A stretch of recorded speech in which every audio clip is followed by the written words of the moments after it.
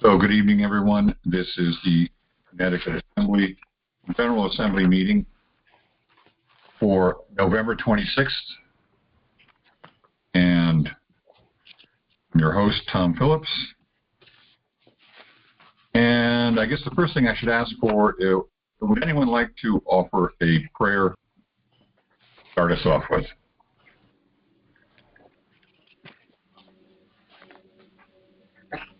Okay, well, hearing none, I'm going to go ahead and do my standard, very simple prayer. We ask our Creator to grant us the serenity to accept the things we cannot change, courage to change the things we can, and wisdom to know the difference. Hear, hear. Thank you. Then I'll begin with our opening preamble or preface. Welcome to the Connecticut General Assembly meeting. We are standing on our land and soil jurisdiction nation called Connecticut. We are here to restore our birthright government, a Republican form of government, of the people, by the people, and for the people. A government whose primary duty is protecting your individual and alienable rights, freedoms, and property. You and I are stepping forward to voluntarily serve our fellow Connecticuters in pursuit of this ongoing challenge. We are assembled here to focus our time and effort by studying, sharing, organizing this organic body into a coherent working group with committees, affirming for the greater good of all the people of Connecticut's 8 counties. Thank you for stepping forward as a volunteer, reclaimer, and restorer. We need to give this decision. John, do you want to do that for me, or shall I read it? No, it's fine. I'll do it. Okay, thank you. Okay. This meeting is private. Bearing false witness, misrepresentation, and posting inflammatory rhetoric in public forums is forbidden and shall be addressed in an appropriate manner. To eliminate all conflict and false allegations, is there anyone in attendance at today's meeting who is a member or agent of any law enforcement agency or public agency of the federal, state, county, city, or township agencies present? Is there a response to the business decision for the first time? This meeting is private. Bearing false witness, misrepresentation, and posting inflammatory rhetoric in public forums is forbidden and shall be addressed in an appropriate manner. To eliminate all conflict and false allegations, is there anyone in attendance at today's meeting who is a member or agent of any law enforcement agency or public agency of the federal, state, county, city, or township agencies present? Is there a response to the business decision for the second time? This meeting is private. Bearing false witness, misrepresentation, and posting inflammatory rhetoric in public forums is forbidden and shall be addressed in an appropriate manner. To eliminate all conflict and false allegations, is there anyone in attendance at today's meeting who is a member or agent of any law enforcement agency or public agency of the federal, state, county, city, or township agencies present? Is there a response to the business decision for the third time? Hearing none. Anyone who is here under false pretenses, anyone who is working for any foreign government, including territorial United States or municipal United States, anyone who is being paid or coerced to be here must fully disclose their presence and purpose now or leave the premises. Hearing none, I will pass the meeting over back to Tom. Thank you, John. So now we need to do our county roll call. So I'll go ahead and name the counties, and if you're on one of those counties, please respond with here. Fairfield. Here. Here. Litchfield. Hearing none. Hartford. Hearing none. Middlesex. Here. New London, Here. Here.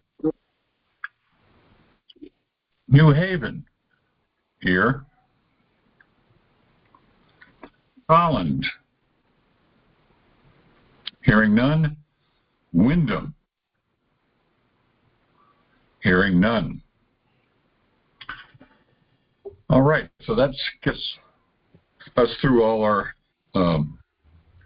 basic requirements. And the main thing that I think we need to address tonight is the notice to sheriffs, which all the other assemblies are working on sending out, and which we've discussed before in the General Assembly and the open forum, but we haven't really addressed it in the General Assembly. But John Taylor very kindly agreed to write something up. And of course, he was also in contact with peacekeeping task force folks who said that they were going to take responsibility for contacting the Leos in our state. But I'm going to turn it over to John to let him explain his, or if he wants me to, I can read it, his letter and who would be sent to and where we are at with the peacekeeping task force. And then once we've gotten through that, then we'll open up for general discussion about the letter and see what everyone thinks about it. And if we like it, maybe we'll take a vote tonight how that works out. So without further ado, over to you, John. Well, thanks, Tom. I sent Tom the letter. I basically used the one that Washington used. I made some adjustments to it to obviously fit our state. I deleted a few things that weren't pertinent to us. But there were two different notices. There's one for the notice of the sheriffs, and then there was another actual notice. I believe I sent that to you too, Tom, today. It is more of, it's like one of Anna's articles, but it states that they actually declared law of the land. There's that and the sheriff's letter. Now, I don't know if you guys decide you want to send both of those notices, we can do that. I myself would kind of lean that way a little bit myself. But to the following, I'm going to read the letter to you.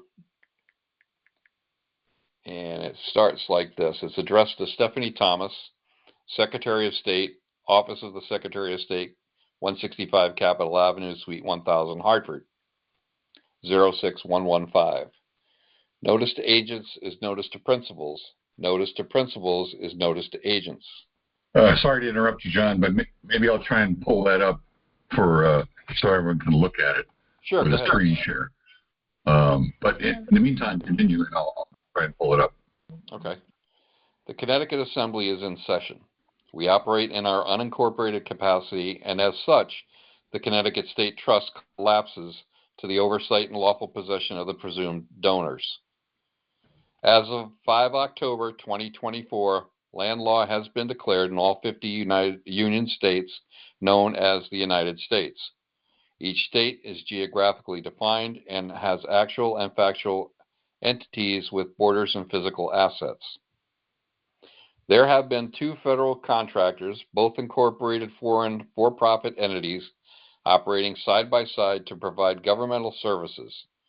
Each respective state has been operating as an incorporated foreign for-profit corporation as well.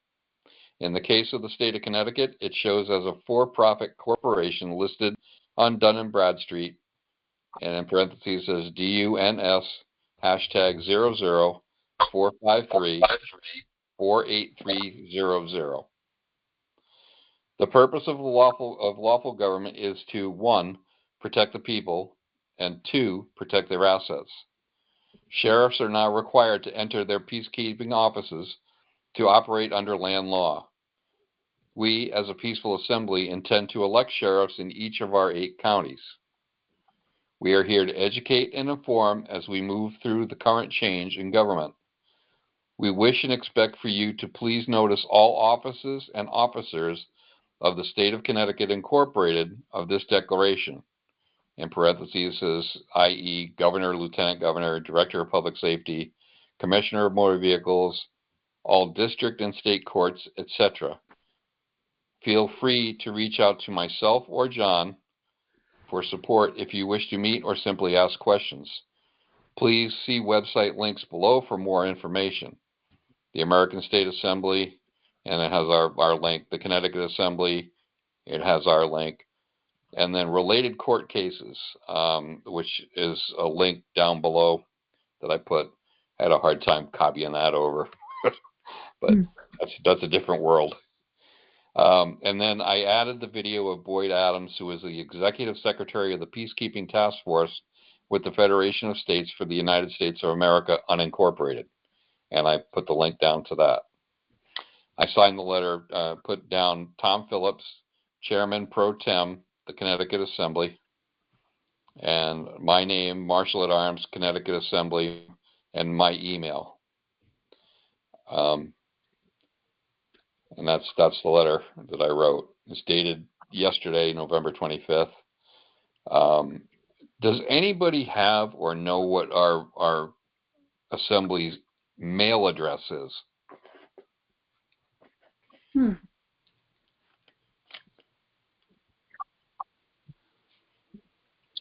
Kim, can you speak to that at all? Or?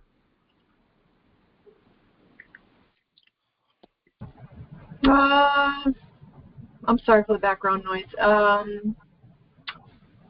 I'm trying to think of what there was. I think we have to get a P.O. box. What did we do when Isabel was? Isabel had a post office box. Yeah. It was in Goshen. So maybe we need to address that and get a post office box.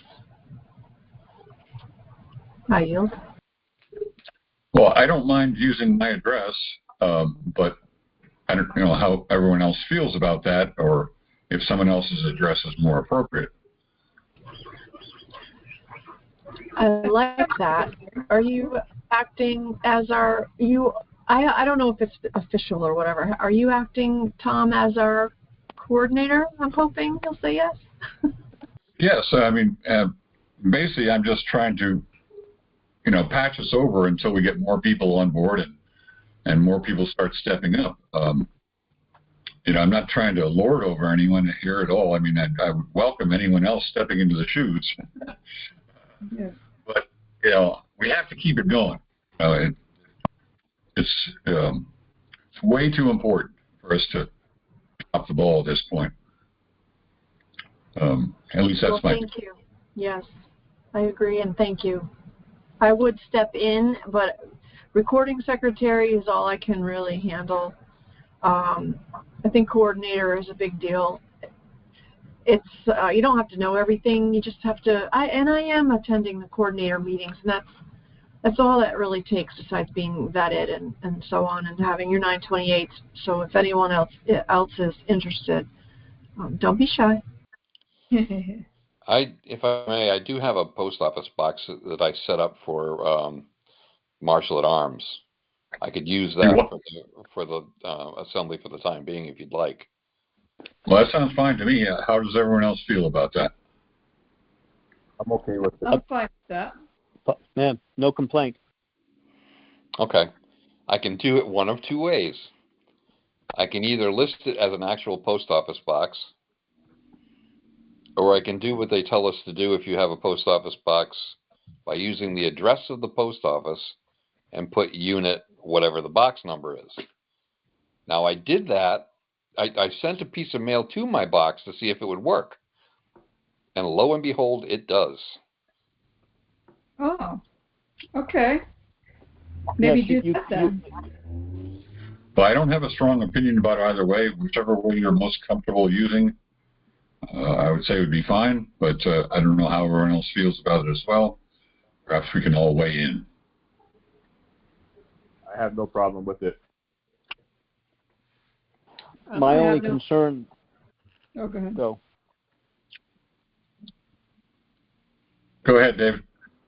My only concern is that it's so address that when it arrives there, it's clearly indicating it's coming from a land jurisdiction, and not get caught up in the substitution frauds of post office versus postmaster versus postman versus whatever, all that other stuff. I'm not sure if you've all read that from Anna. There's been a lot of her writings regarding the,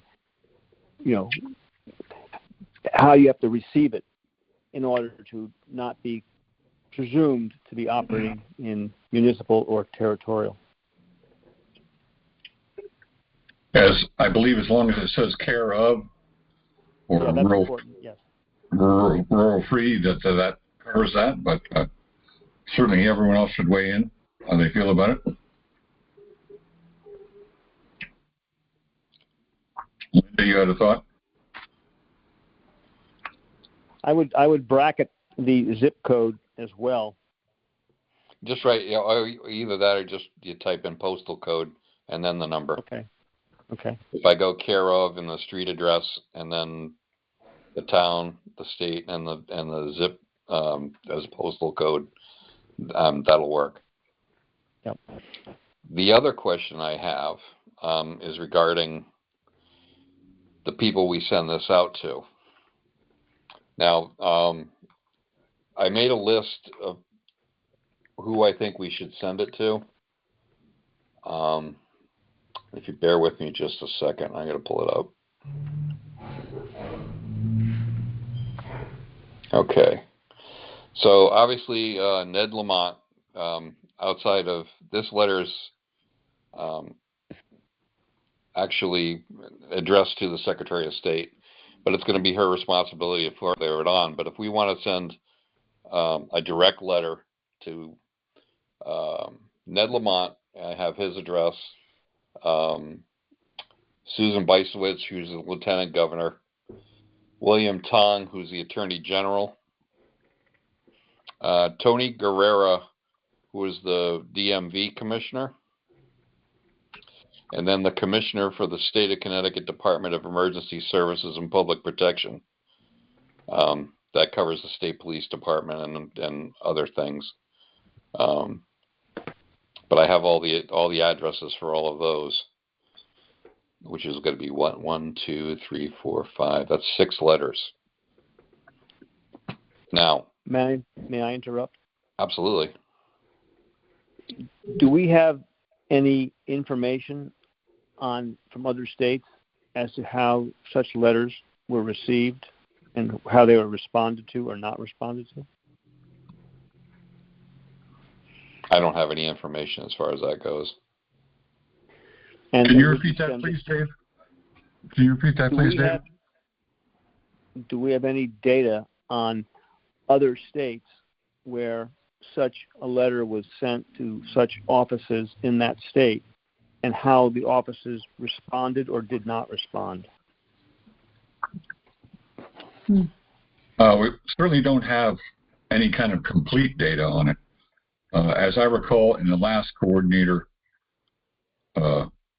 Sunday call, there was, I believe it was Arkansas reporting that they had gotten some of their green receipt cards back. But no, we don't really have any information on how responses have been.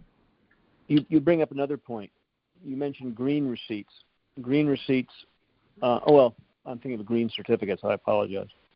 Yeah, no, I'm talking about a registered return receipt, the green card that you get back. Okay, yes. Okay, good. Registered. Sorry, yes. sorry, I should have been more clear. I yield.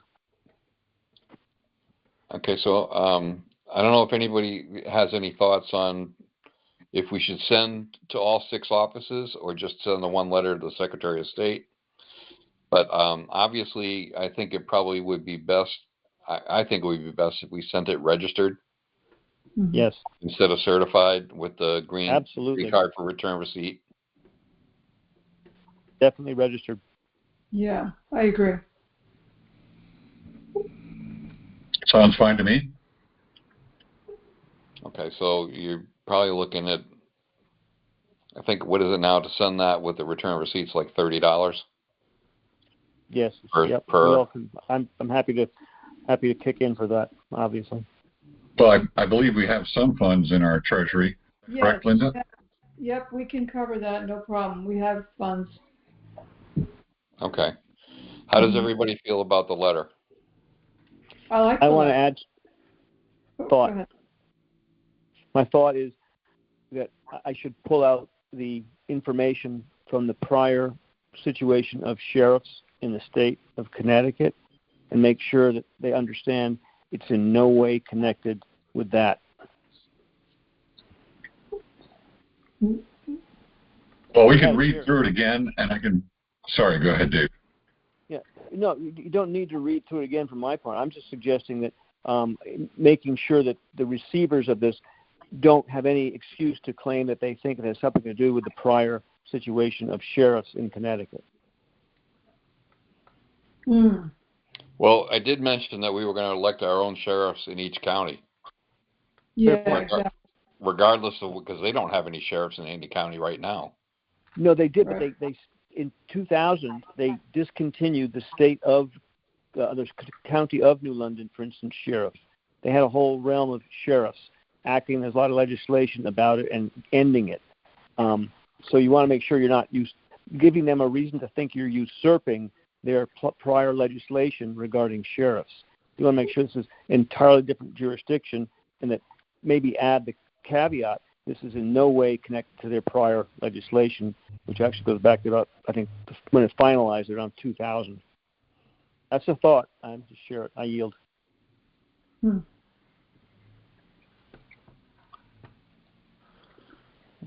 How does everyone feel about that?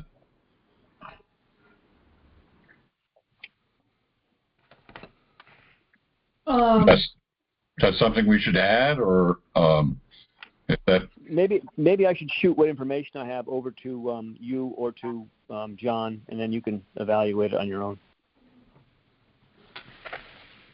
okay? Sounds good. Why don't you send us an email? Yeah, I'll send it to you, Tom. I'm used to sending you emails. Okay. I'll send a copy of that to you. I'll forward it over to John. We'll have a look at it. Yeah. I personally don't see a big deal about the way it is. I think it's fine the way it is, but maybe other people feel differently. I would agree. I'm a belts and suspenders kind of guy, and sometimes more is less, and maybe less is more. I don't know. Right. Yeah. I yield. All right. Now the other part of this is there are two different. There's the letter to the notice to county sheriffs, which we can absolutely include, and this is with the Federation letterhead on the top. It says, and I'll read it. It says, land law has been declared throughout the United States as of October 5th, 2024. This means that you must now enter upon the peacekeeping office of county sheriff, and it signals significant changes to your own authority and the law you operate under. And it says, 1, as a county sheriff operating on the land and soil jurisdiction of this county, you are the highest peacekeeping and law enforcement officer within the county borders. 2, you are indemnified and hold state immunity. 3, you directly outrank all federal personnel and agency employees.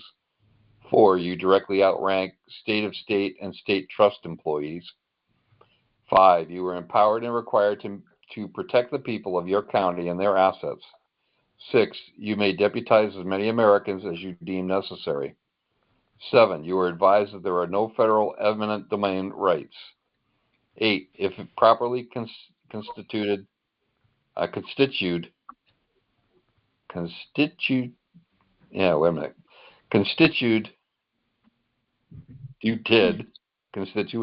I don't know. it's tying my tongue, but anyway, constituted state legislature acting prior to 1860 has not specifically granted land to a federal entity for public purposes. Federal proposed personnel making claims to own or control land within your county are guilty of international trespass, false claims, and conspiracy to defraud under color of law. Any federal personnel offering to encumber, delay, or restrict civilian rescue and recovery efforts must be arrested. Any federal personnel confiscating disaster relief supplies must be arrested. Any federal personnel failing to render immediate aid and assistance must be arrested, shot, or hung on the spot as the situation demands. Escalation of force protocols are authorized. Use of deadly force is authorized.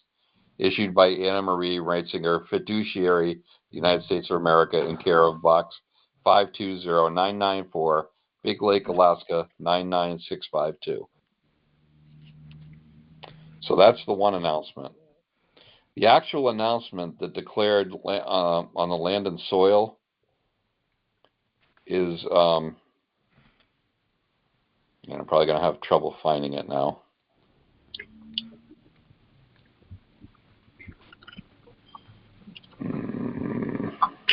Well, in the meantime, I'll just comment a little bit. Obviously, that notice to sheriffs was in direct response to the botched Hurricane Helene federal response.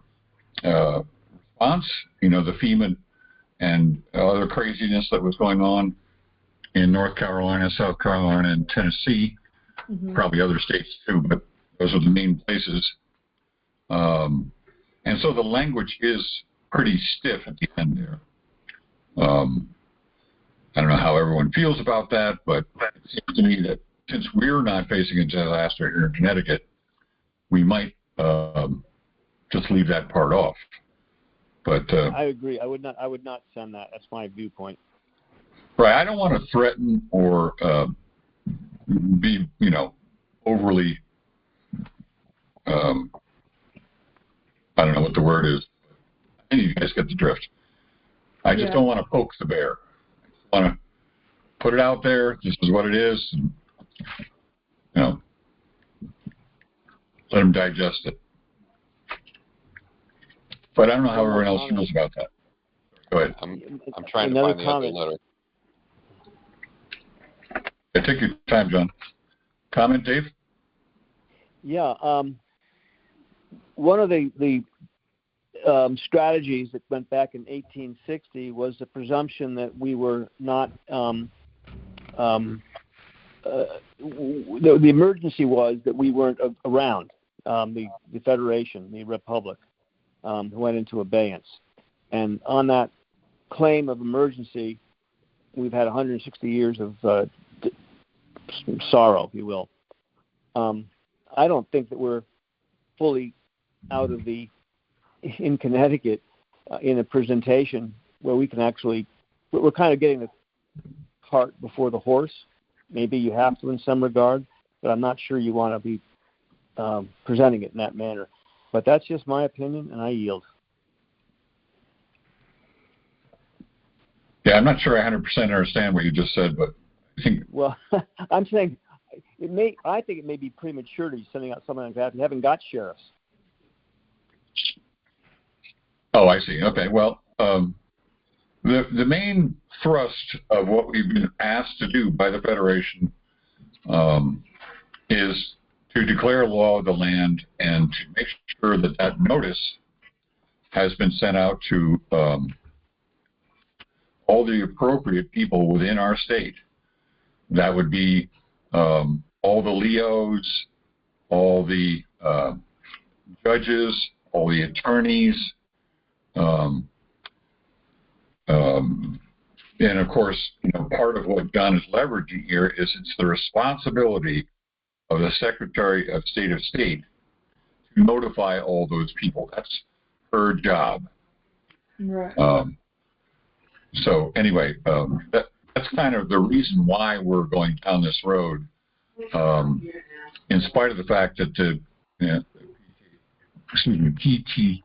PTKF folks said that they were going to notify through proper channels to LEOs. Which, by the way, I'm curious, John, if you've heard anything more about how that. I have not. I received an email today from the gentleman we put in the letter. Right. Joe Hayes. So he's one of the head honchos for that, as far as along with Joe Hayes. And so I haven't heard anything back from any of them yet. Right. They're all extremely busy because of all the things happening, in Western North Carolina and such. Yep. And I cannot, for the life of me, find that letter now. Damn it. Well, so we're talking about one of Anna's articles. Is that what we're talking? It's listed as that, but it's got her picture in the top left corner. It's a letter that's listed out, and then it says submitted by Anna von Reitz, and it's on the bottom. I had it up earlier, and I should have printed it, but I didn't. And you don't recall the title? No. I tried to just look up law of the land, or land law notice. Let me see if that'll pull it up.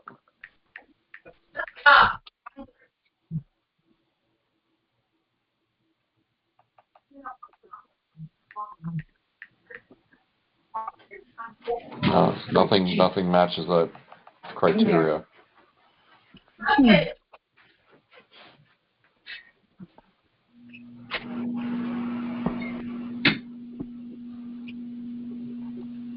Forgive me. I'm just going to keep looking. You guys just got to find it here. Kimberly, sorry. May, it's in the notice letter that I put out, email. Oh. Of course. Thank you, Kim. Oh, You're welcome. Okay. Land law. Can you read it, Kim? Do you have it up? Yeah, hold on. You want me to read it? Yeah, because it's worded differently than the sheriff letter. Okay. And I think that would be a better one to send out. International Public Notice, land law. This is oh, there's a Feedback. 58 is the number of the article. Okay, thank you. I'm sorry, I don't know why there's reverb.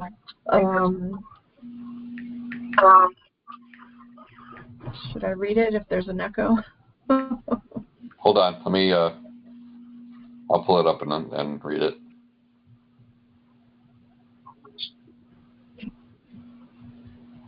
Okay.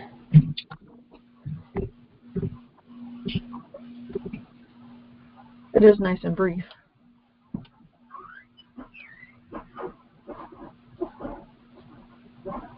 Article 58. I put Article 58 and it says, show me, will you conquer Camelot? 5058. Oh, 5058, okay. I don't think I'm echoing anymore. I could begin if you like. Okay.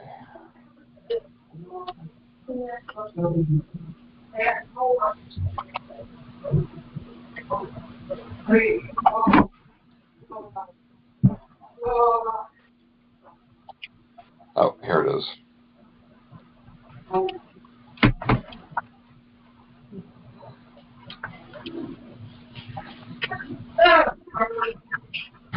You said it was 5058, right? Yes. International Public Notice. Land law. Do you want me to read it? I have it up. Okay, go ahead.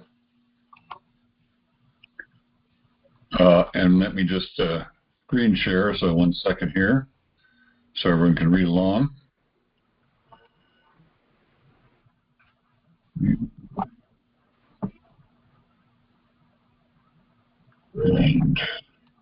Okay, is everyone seeing International Public Notice, Law of the Land now? Yeah. Nice and big for those who can't see. International Public Notice, Land Law by Anna von Reitz. This is intended as a very brief but necessary education for public employees and government contractors, as well as foreign governments that may not be familiar with our law and customs. Unless a land jurisdiction legislation composed of state citizens acting prior to 1860 approved the use, permitting, or grant of land within the state borders, the only parcels or parcel granted to the federal subcontractors for their use are, generally speaking, 1, the District of Columbia, 2, arsenals and forts, and 3, post offices. All the rest of the land and soil of this country is controlled and owned by lawful persons. Excuse me.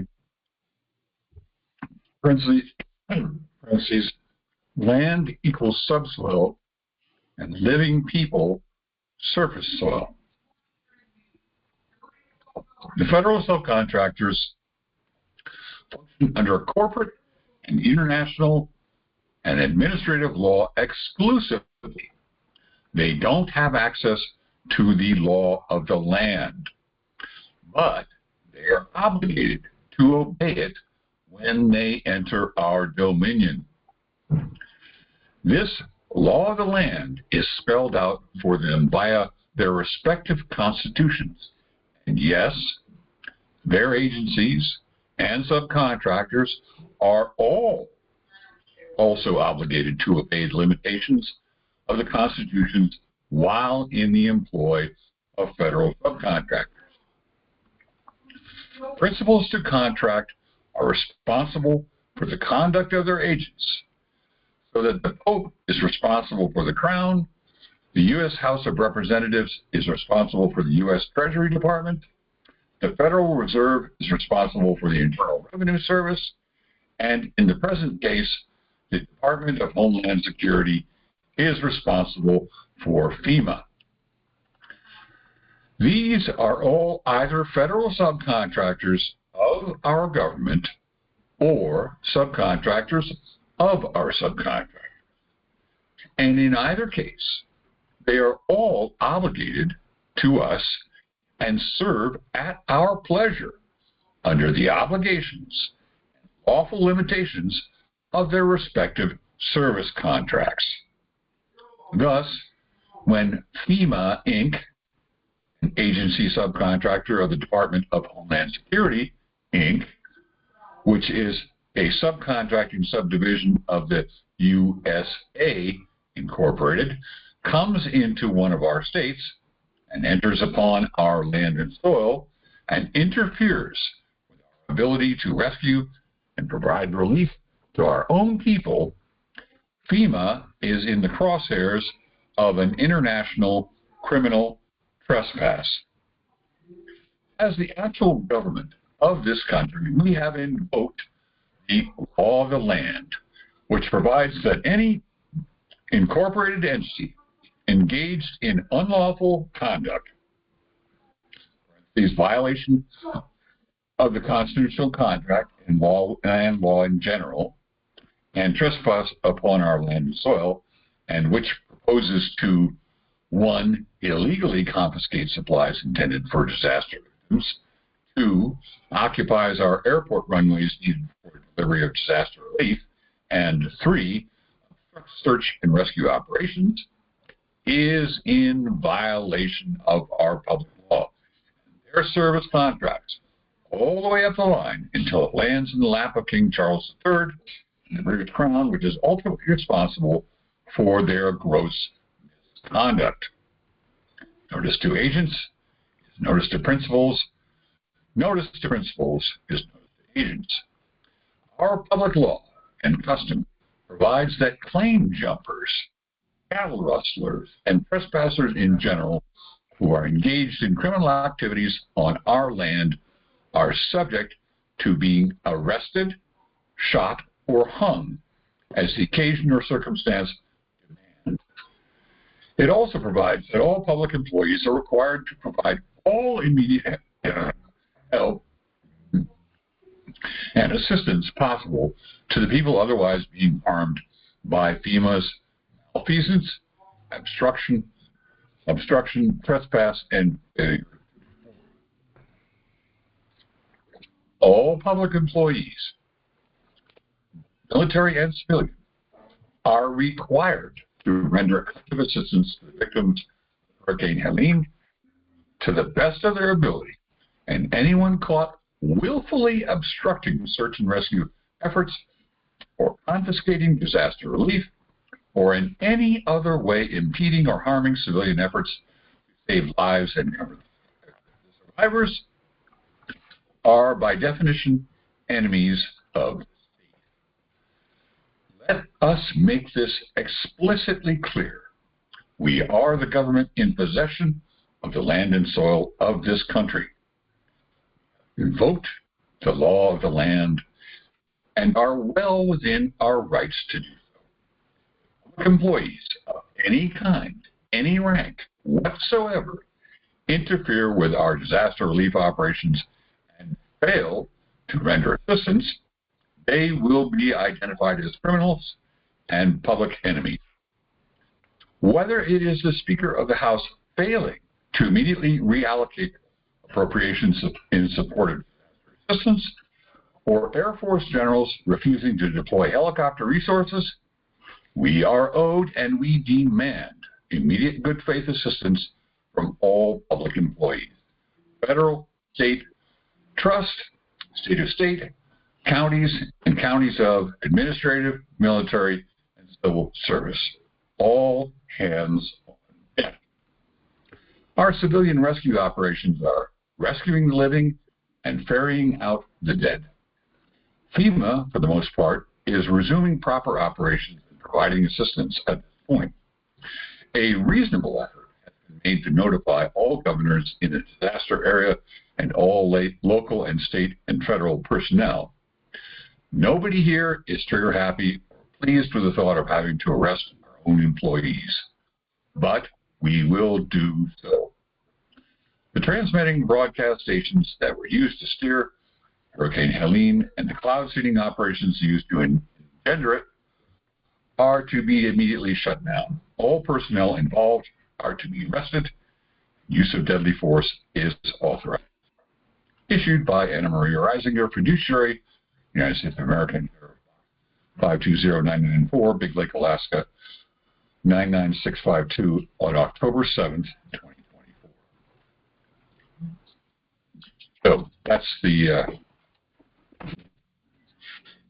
article that he's talking about. You want to add anything to that, John? No, I'm pretty sure that's the one that I saw. Anyway, it does seem to me that's not quite on the mark for what we're doing here, but Yeah. I don't know how everyone else feels.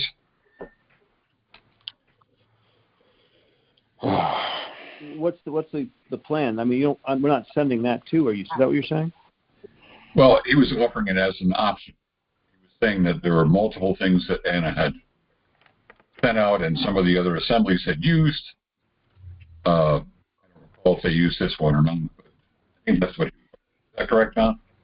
Yeah, hold on one second. Let me, okay. Law of the Land PDF is the one I sent to you today. International Public Notice. What's the number on that one? I don't see a number on it. What's the title again? The title of it is stated October 7th. International Public Notice, Land Law. Yep, that's the one. Okay, that's the one I had seen today, but I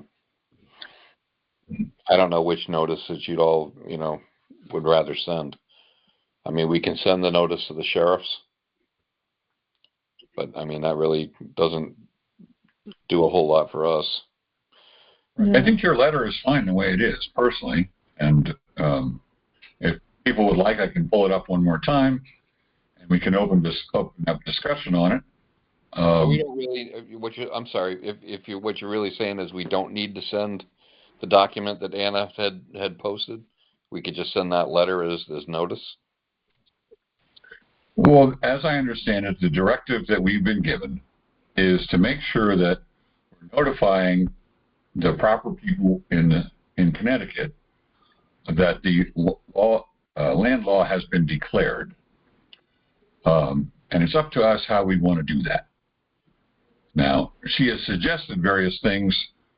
Of course, they were appropriate back when, right after Helene struck and all kinds of, crazy things were happening.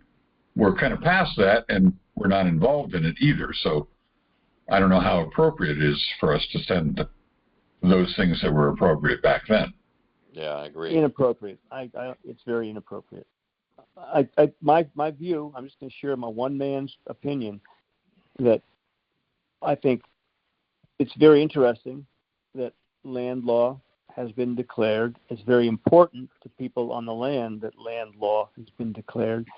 But if you're going to be sending it to people who don't have any recognition of that, I think it's more prudent to be maybe sharing it and saying, please comment on this. What does your office feel about this presentation? Than it is be declaring things. It's fine to say it has been declared, but I would be asking the people who you were talking about sending it to, please comment on this situation where this has been declared. That's my viewpoint, because I have my own prudent sense of being courteous and and careful, if you will. I yield. Well, point well taken. Anyone else like to weigh in? Oh, go ahead, Kim. Yeah, maybe we could end it with, we're open to having some of our, I don't know how you want to call it, all I can think of is officers, some of our chairs are open to discuss. If you have any questions, please reach out to us, that kind of a thing for an ending.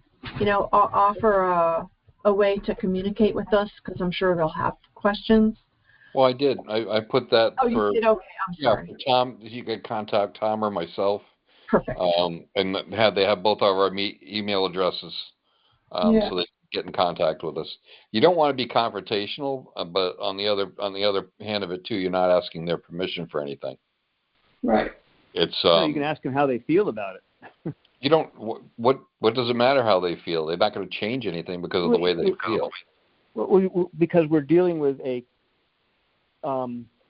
hypothetically a criminal element, and they're not likely to be thoughtful of proper form and presentation. It's hypothetically, I'm speaking. You may feel otherwise. We're dealing with people who aren't operating in the open, hypothetically, and we're not dealing with people who seem to have a lot of care and concern about the well-being of people, hypothetically. So, again, I yield, and I leave you to your devices, but I feel like you're putting the cart before the horse, and it's more important for us to be seeing who we can share this information with at a street level, so that we're, otherwise you're dealing with people who are hypnotized and don't have any idea what you're talking about. So I think in one of the rules in writing is know your audience, and I don't think we know our audience well enough. I yield.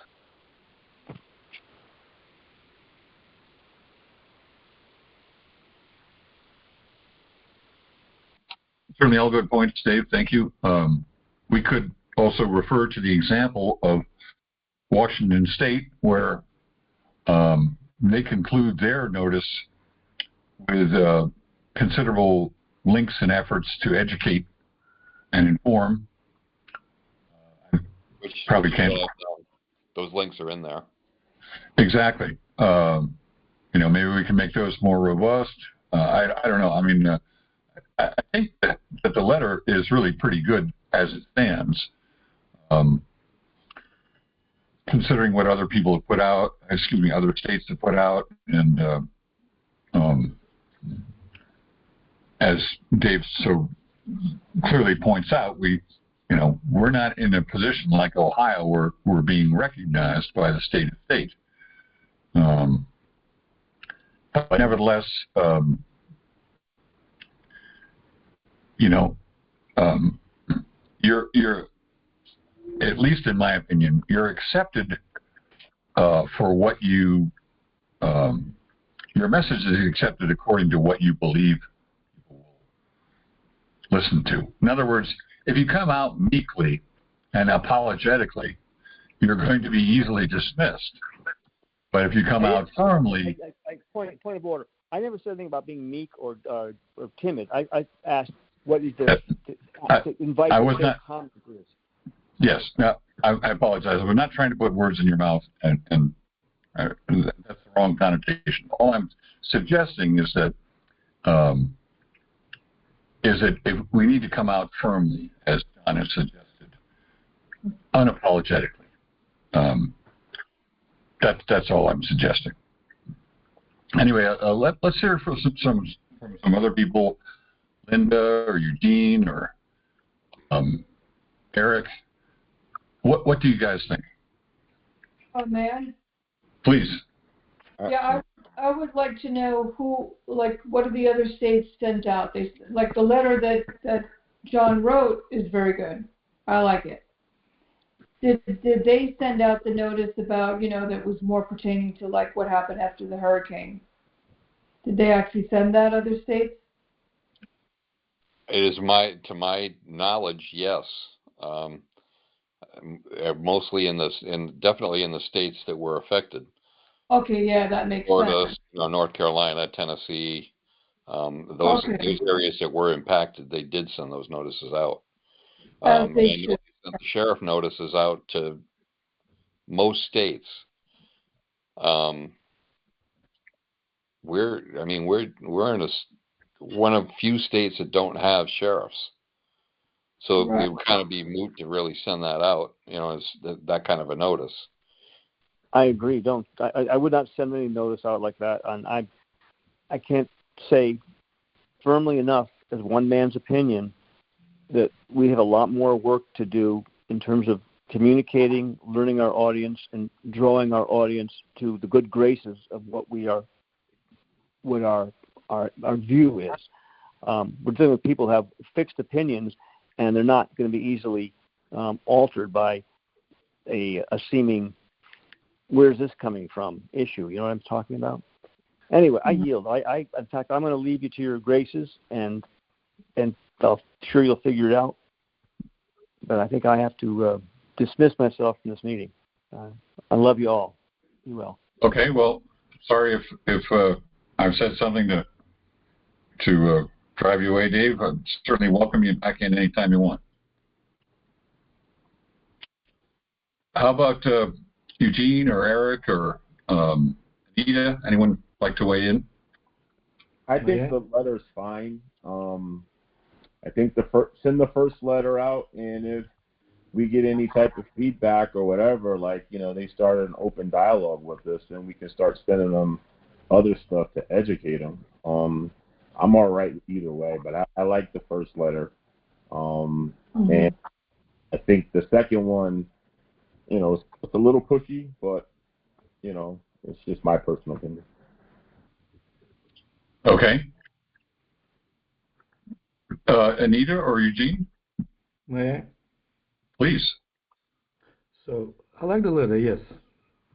And the second one, it's not appropriate, I guess, because that was specific letter that related to the North Carolina, right? Correct. So it's not our case, and it's kind of late too. I think the first one is okay, is appropriate, yeah. Okay. Right. I agree. I think the first one is appropriate. The second one, like you said, FEMA isn't here. It's not. We're not dealing with what they are there. I mean, I think it's still appropriate to North Carolina because they're still going through some massive stuff down there. But here, I think the first one is appropriate. Right. If I may ask a question, would everybody feel more comfortable if I took out that one sentence that says, "We as a peaceful assembly intend to elect sheriffs in each of our own counties"? No. Because that's really, it's not pertinent to what we're saying. Actually, is saying that we're just, the law of the land has been declared. No, I think you should leave it in. Leave it in. Kim, you have your hand up? Yeah, I think on that question, I would leave it in. It's important for them to know that we need sheriffs. We know what they did, and we're going to do something about it. I agree. I think it's put very nicely. It's not rude.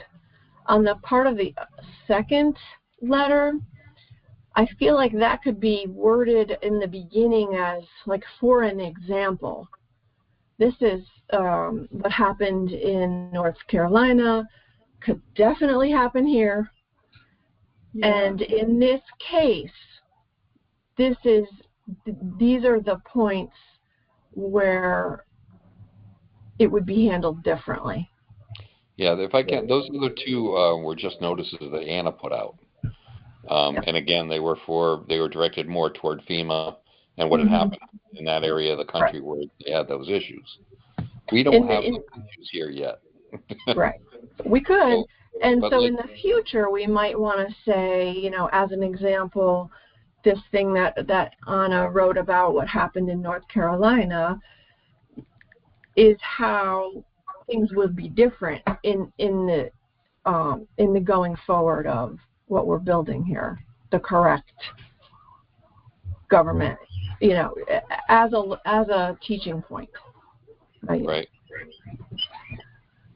We'll keep it in our back pocket. Yeah. I know Dave's upset because he thinks we're kind of steamrolling over him, but to be honest, that last letter, the letter that I wrote, that last paragraph before I list all of the information, and there's, like I said, there's 4 different links that they can go to. That last link that's by Boyd Adams.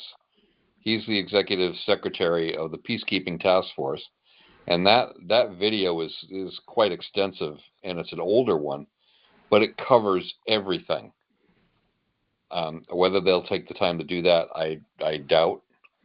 But the last paragraph that I actually printed, it actually says, "Feel free to reach out to myself or John for support if you wish to meet or simply ask questions.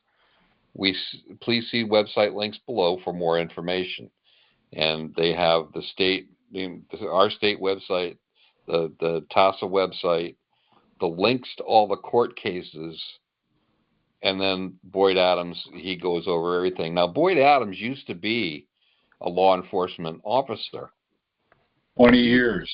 20 years he was a chief of police. Yeah. So he's from the de facto world, and he knows how all of that goes. So I didn't watch the whole video, but I started watching it, and I liked what I heard from the first 20 minutes or so that I listened to it. Again, like I said, I doubt any of them will take the time to investigate any of that. And to be honest, I don't expect to get any kind of response. It's like everything else we sent to the de facto. It goes in one ear and out the other. They just kind of dismiss it. Well, their number one tactic is always just avoid and deny. Right. Because they know that they are on completely, they're on quicksand. They have nothing to stand on. So the only sensible tactic for them to combat us is to ignore us. Really. Because as soon as they start to engage, they have, anyone with half a brain is going to see, okay, these guys are full of it. But anyway, I think it's all very good. We also have Tony and Anna on. I'm not sure who it is, whether it's Tony or Anna, but if Tony would like to weigh in on what we're doing, that'd be great. Hey, Tom, it's Tony. Got my wife Anna here. Good. We've been absent for a while. A lot of things going on. Want to thank Kim for reaching out. Just received an email from you and thought we'd be a good idea to sit in and listen and see what's going on. See some familiar faces. Linda, hi. Good to see you. Haven't seen you in a while. I see you, Gene. I recognize you, John. So we came in just a tad bit late. I'm not exactly sure what is going on. I understand you're trying to form a notice. Have you done a notice? We've been away for a while, so okay. Is this your first notice? Would you like me to give a little bit of background, Tony? Yeah, yes, please. Okay. So in the disaster in North Carolina, South Carolina, and Tennessee, where Hurricane Helene swept through and devastated, in that aftermath, there was a lot of FEMA skullduggery. They were blocking runways, they were confiscating materials, and what the Federation did in the moment was declare the law of the land and this notice to sheriffs. And basically what that did was it kind of flipped the table because it gave authority to the local sheriffs in those counties, which were devastated, the power to override everyone else. Because in land and soil jurisdiction, the county sheriffs are the ultimate authority. And so the long and short of it is, as of October 8th, I believe it is, the law of the land has been declared all across the U.S. And what we're tasked with here in Connecticut is to communicate that the law of the land has been declared to our officials here in Connecticut. Is that pretty clear? Does that help you understand? Yes, thank you, Tom. Now, when you say federation, you mean the Federation of North Carolina or the Federation, us as a whole, as a country? That is right. declared law of the land. Right. So go ahead. I didn't hear the last thing you said. So you're saying the Federation has declared the law of the land. Is that specifically North Carolina, or is that us as a nation has declared? Right. So the Federation is the sole remaining representative of all the states, the United States of America. Okay? The actual land and soil jurisdiction, birthright owners, birthright people of our country. And it's the Federation that has, through William Belcher and his husband, has been tasked with calling each state into assembly. And now all 50 states are in assembly. And so each one of us together can do various things, like bringing all the remaining territorial states into true statehood, and passing other international laws, national laws, that is, all across America. So this is part of what's going on. But you see, prior to this, in 1860, when the Southern delegation walked out, the quorum of that original Congress collapsed. And so the American subcontractors, 3 subcontractors, there was an American, a British, and a papal, right? Mm-hmm. And so the American one disappeared at the beginning of the quote-unquote Civil War and has never been reconstructed, never been brought in. No war was ever declared. No peace was ever declared formally by any Congress. And so we know it was not actually a real war. It was a mercenary. And that's further proved by a whole bunch of other stuff. I won't go all the way down that rabbit hole. It's a long and winding path. Okay. But just so you understand, the Federation never went away completely. It was suppressed. It was run out of town. The members were chased away. A lot of members had houses burned. Some were murdered. The Great Seal was stolen. So a bunch of stuff happened at that time. But the people tasked with the original American government Federation never disappeared. They just had to go in hiding because they were being chased down.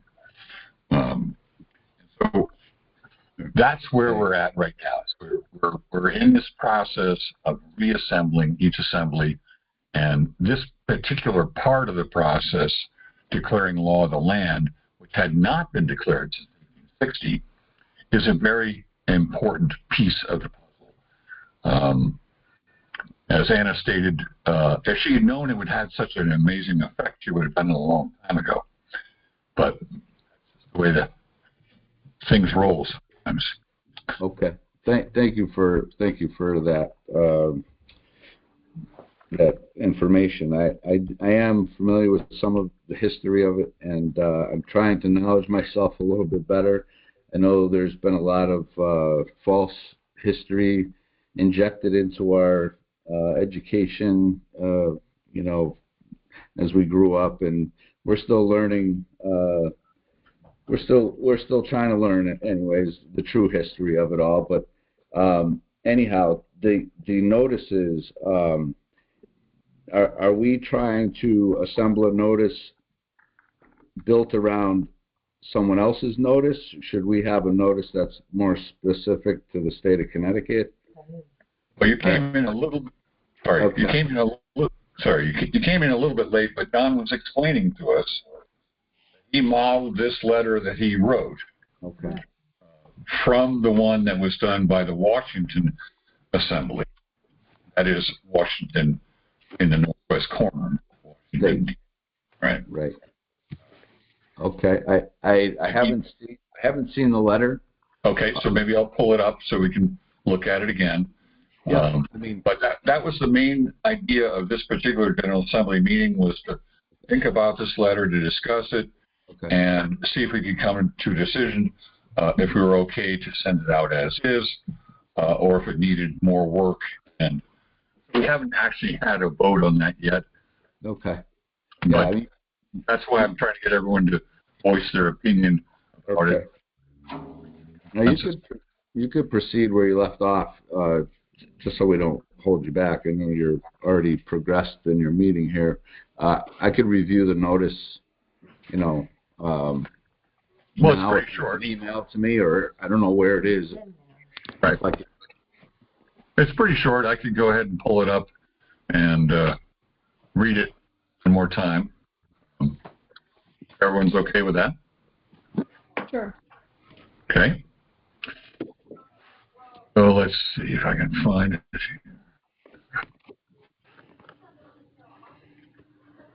Or you could just have John read it. He's got it up. No? Oh, that's right, yeah.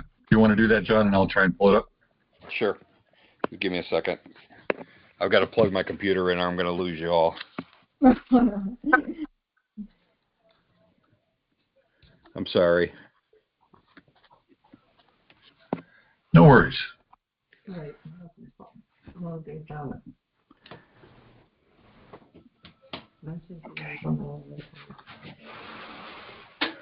All right.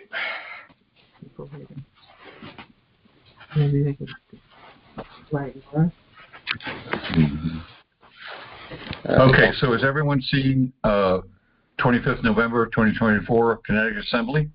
Mm-hmm. Yeah. Yes. Okay. So this is the letter he's going to read. Okay. It's addressed to Stephanie Thomas, who's the Secretary of State for the state of Connecticut. Mm-hmm. It says notice to agents is notice to principals. Notice to principals is notice to agents. The Connecticut Assembly is in session. We operate in our unincorporated capacity as such. The Connecticut State Trust collapses to the oversight and lawful possession of the presumed donors. As of 5 October 2024, land law has been declared in all 50 Union states known as the United States. Each state is geographically defined and has actual and factual entities with borders and physical assets. There have been 2 federal contractors, both incorporated, foreign for-profit entities operating side by side to provide governmental services. Each respective state has been operating as an incorporated foreign for-profit corporation as well. In the case of the state of Connecticut, it shows as a for-profit corporation listed on Dun & Bradstreet, DUNS number 00453-48300. The purpose of lawful government is to 1. Protect the people, and 2. Protect their assets. Sheriffs are now required to enter their peacekeeping offices to operate under the land law. We, as a peaceful assembly, intend to elect sheriffs in each of our 8 counties. We are here to educate and inform as we move through the current changes in government. We wish and expect for you to please notice all offices and officers of the State of Connecticut Incorporated of this declaration. For example, Governor, Lieutenant Governor, Director of Public Safety, Commissioner of Motor Vehicles, all district and state courts, etc. Feel free to reach out to myself or John for support if you wish to meet or simply ask questions. Please see the website links below for more information. The American State Assembly, the Connecticut Assembly, links to the related court cases, a video by Boyd Adams, Executive Director of the Peacekeeping Task Force with the Federation of States for the United States of America, unincorporated. And then it has that address. No, I think That's good. Signed at the bottom, Tom Phillips, Chairman Pro Tem, the Connecticut Assembly, and John Walter Taylor, Marshal at Arms, the Connecticut Assembly. It has my email address as marshalat.arms@connecticutstatenationals.org. I wouldn't change it. Looks good. Looks good. Mm-hmm. Okay, so I'll put the address in for the assembly. I'll use my post office box. Tom, did you have? Is your legal name Tom or Thomas? Legal name? Well, I'm just kidding. Your I'm full kidding. name, actually. My real name is Thomas Paul Phillips III. Thomas Paul?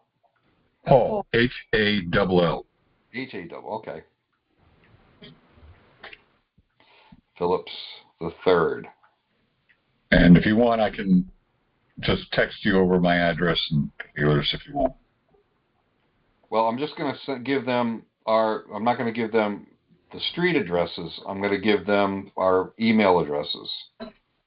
Okay. And then they can contact us that way. Sure. That way, you're not giving personal information. You don't have to worry about having somebody knocking on your door. Yeah. Well, they can knock on my door all they want. Does anybody else have any thoughts or additions? The notice? No, I think Right. So I guess the thing we need to think about here is have we reached the stage where do we want to vote on this and send it out, or do we think we need further discussion? no, we can vote. Yeah, I think vote. we discussed it enough. We should vote on it. Mm-hmm. Okay. So then, Kimberly, can you take a count? And I'm not sure what the best way to do this is, but what do we have in reaction? In the chat, thumbs up. Yeah. Well, I was thinking there's agree in the in the reactions, but if someone's on a phone and can't get to that, maybe that's a little hard. Doesn't look like we have anyone else. Anyway, so what I'll do is I'll go ahead and state this out, but I guess we need a motion. Do we have a motion to send out this letter that John has crafted for us as it's been presented to the various state officials that he's listed? And do I have a second for that motion? I second. Okay, thank you. And so then all those who are in agreement with this motion and now quickly agree.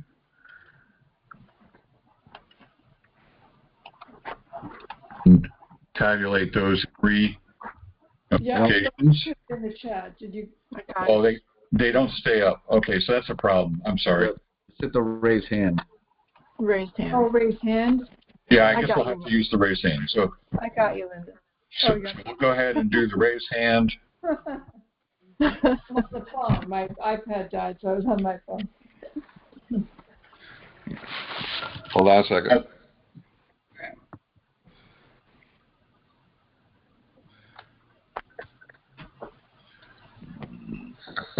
So Okay. Dean has asked us to send a letter to him. Anyway, so those are all the people who have raised their hand and agree. And now we'll ask all those who disagree to raise their hand, so everyone can put down their hand. And if anyone disagrees, and currently seeing no one disagreeing. Oh, Eugene is disagreeing. Okay. No. I'm sorry. I'm sorry. I'm trying to remove it. I agree. You agree. Okay. Thank you, Eugene. Sorry about the confusion. Apologies. And then Mine, but I agree too. right. And then anyone abstaining, I think that everyone's covered, so there isn't anyone disagreeing or abstaining. We'll offer the opportunity to abstain, and that should do it. Kim, did you get a good tally? Okay. Yes, sir. 8 agree. Okay. So that's a good consensus, and we'll move forward with that. We'll email Eugene with a copy of the letter, and perhaps between Anita and Kim, we can get a copy of the letter posted to our website or Mega Drive or something like that, or people can reference it. That'd be good. Okay. Obviously, we're still a little technically challenged here. I don't suppose Eleanor has had a chance to work with you guys at all? No. No, we haven't had any forward movement. I can't even get Terry Somm to answer a question. So, and Isabel never responded to my request for help with the Mega Drive, so. Well, I guess I'll have to call Eleanor and see if I can work out something. I know she wants to step back in her role. But anyway, so that kind of concludes the main agenda. I should ask if anyone has any new business that they would like to bring up now.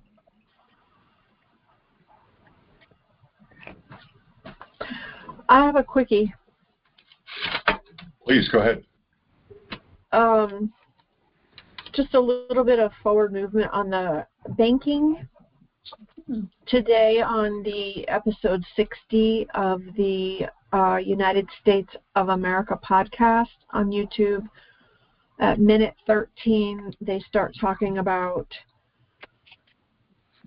the next thing happening is that secured communications links with Global for all 50 states will be it'll be a contact effort with the coordinators of each state by global. So in other words, we alerted them, the people that would be interested in our state to be trained that are on the assembly and ready to help with the banking.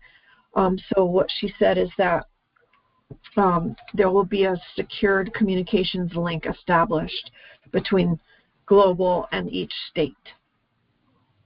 So we, I guess, should be looking for that email, and then after that, prosperity unions will be coming online. So a guesstimate, she says, is for roughly a month for all the states to get into that position, to get those things established. And then the decentralized exchange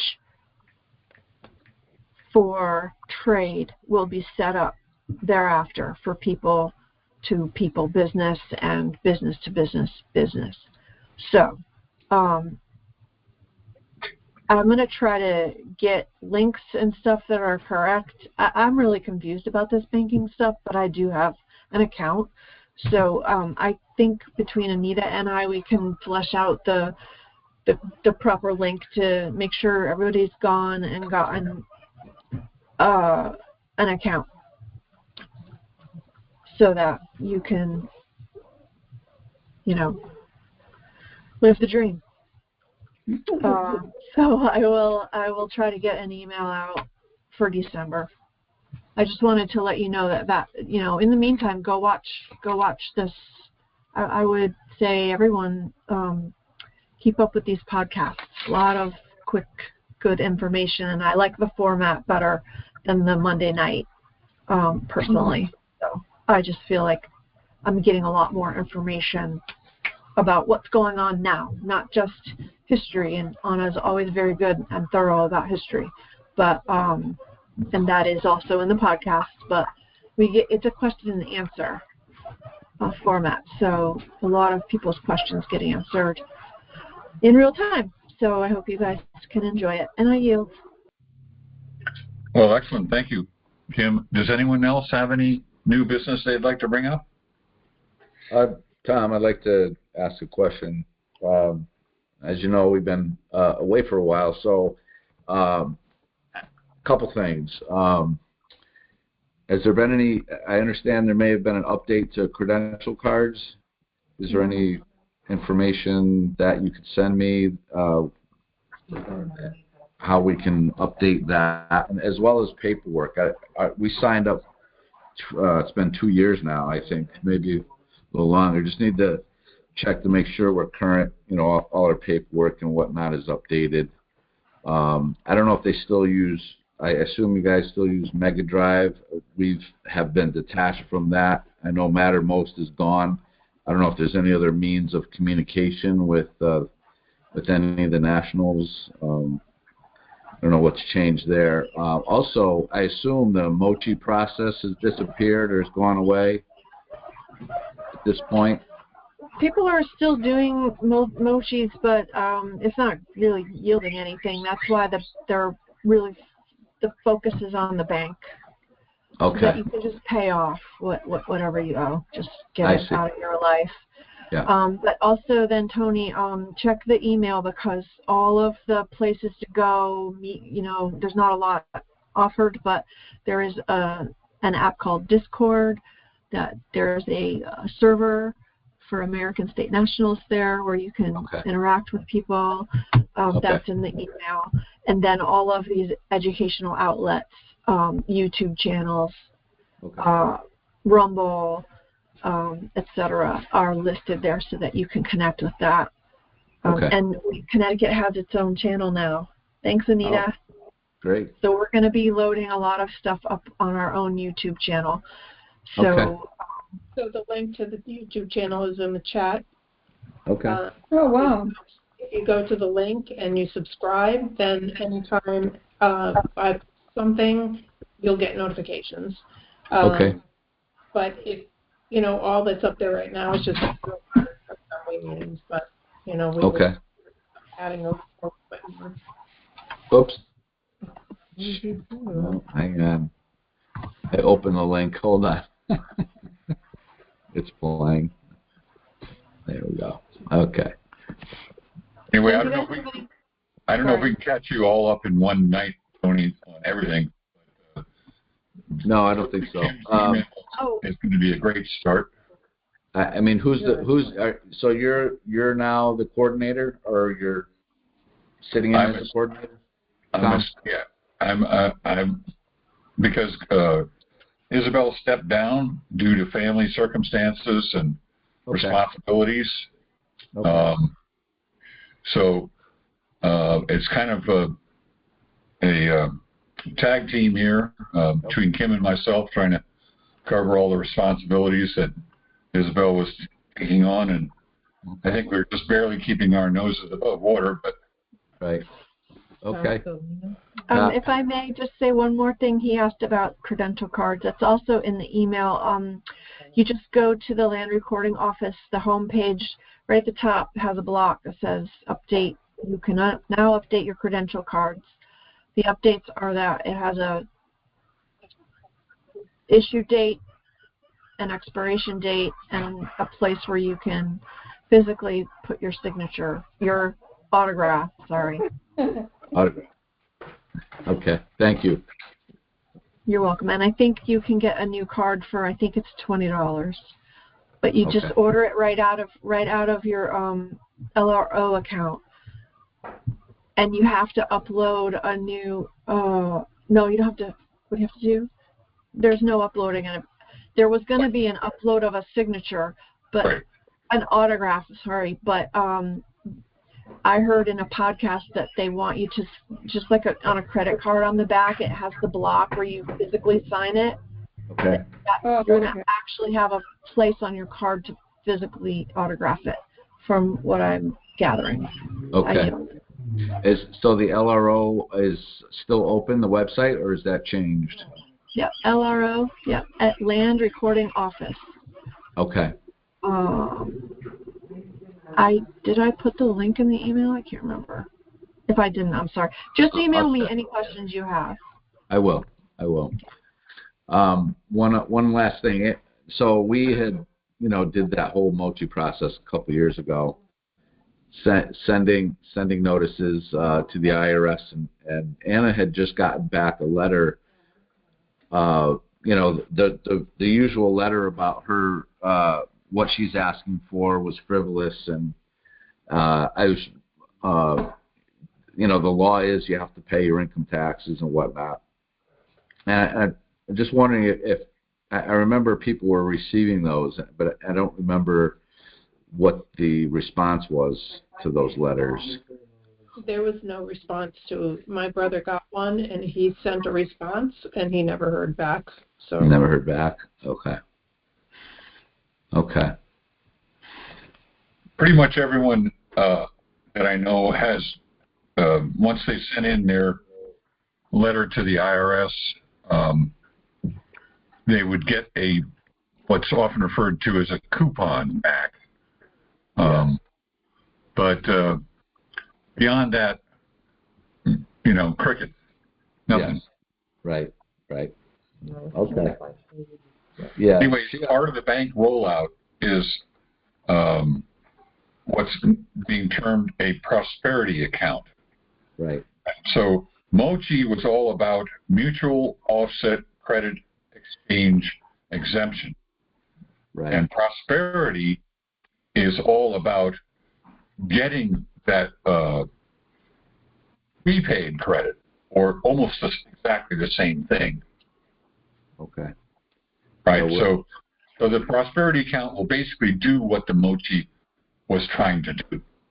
Okay, I understand. Yeah, we're all signed up with the banking where we have our accounts and whatnot. We've been kind of following along, but not fully engaged in the process. So, like I said, we're just getting back into this again, and we'll try to get up to speed as quick as we can. Well, we're all studying, we're all learning, and just do the best you can. And glad to have you back. Well, thank you, Tom. Thank you. Yeah. Thank you all. Well, it is 9:00, And unless anyone has anything else that they'd like to bring up, make a motion, we adjourn. If I may ask a quick question of you. Please, please go ahead. Your email address for the assembly is Connecticut-coordinator@mail.americanstatenationals.us. Well, actually, that's probably going to be an account that Isabel has. I didn't switch everything over. All I did was just take over the particular sign in for this free conference call through her. Oh, okay. So if you want to get to me at the Proton, so it would be THP free 3 at protonmail.com. Gotcha. Okay, that's fine. So just to reiterate, we're going to send out all 6 letters to the 6 people that I mentioned, and they're all going to be registered with return receipt requested. Is that correct? Sounds good. Does everyone agree? Yes. Yes. Yes. Agree. Excellent. Thank you, John, for your hard work. Yep. Thank you. Thank you, John. And big thanks to Anita for the wonderful work on YouTube. Thank you very much, Anita. Thanks, Anita. Thank you. Thank you. And I'm going to go ahead and stop the recording now, and hope everyone has